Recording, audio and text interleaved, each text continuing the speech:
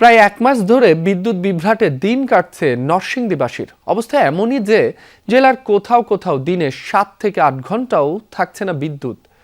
এতে একদিকে যেমন অতিষ্ঠ হয়ে উঠেছে সাধারণ মানুষ, অন্যদিকে শিল্প কারখানায় ধস নামার জোগাড়। ঘন ঘন লোডশেডিং এর কারণে বিরূপ প্রভাব পড়ছে কারখানার উৎপাদনে। দিনের পর দিন লোকসান গুনছেন মালিকরা। সিলন টি রপ্তানিতে শীর্ষে। যান্ত্রিক কলরোল আর শ্রমিকদের ব্যস্ততার চিরচেনা সেই রূপ আর নেই। বিদ্যুৎ বিভ্রাটে ছন্দপতন ঘটেছে নরসিংদীর কলকারখানায়।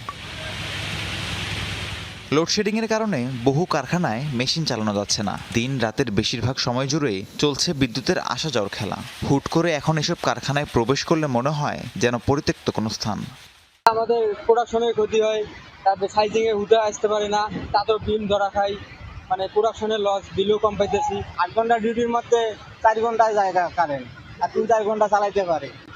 এর মধ্যে মনে করেন যে বিল পাই আমরা, আমার তো চলে না। কম আয়ের মানুষ আমরা, আমাদের কাজের উপরে আমাদের যদি 2 ঘন্টা কাজ না থাকে, আমরা যদি 1 ঘন্টা কাজ না করি, আমাদের কর্মচারী আমি বিদায় করতে বাধ্য হয়েছি। বিদ্যুৎ বিভ্রাটের কারণে বিরূপ প্রভাব পড়েছে কারখানার উৎপাদনে।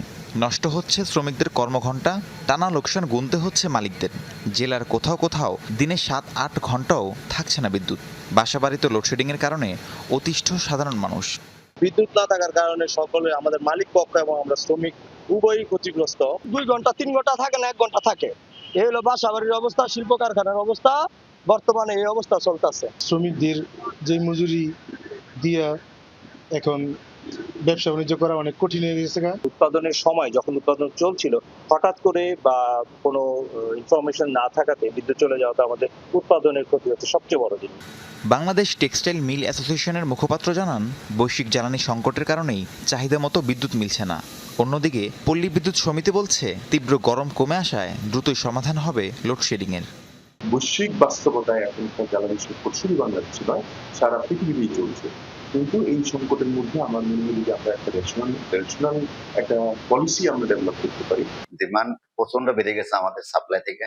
আমার এখানে ডিমান্ড গড় এভারেজ আমার প্রায় 200 মেগাওয়াট, আমি সেখানে 110-8 পাচ্ছি আর কি। এটার কারণে আমাদের আসলে মূলত লোডশেড আছে। আমাদের এখানে হচ্ছে সারা দেশেই লোডশেড চলমান আছে। জেলার 2টি পল্লী বিদ্যুৎ সমিতির অধীনে গ্রাহকদের মোট চাহিদা প্রায় 450 মেগাওয়াট। বিপরীতে বরাদ্দ পাওয়া যাচ্ছে 250 থেকে 300 মেগাওয়াট। রাহিম সারোয়ার, যমুনা নিউজ।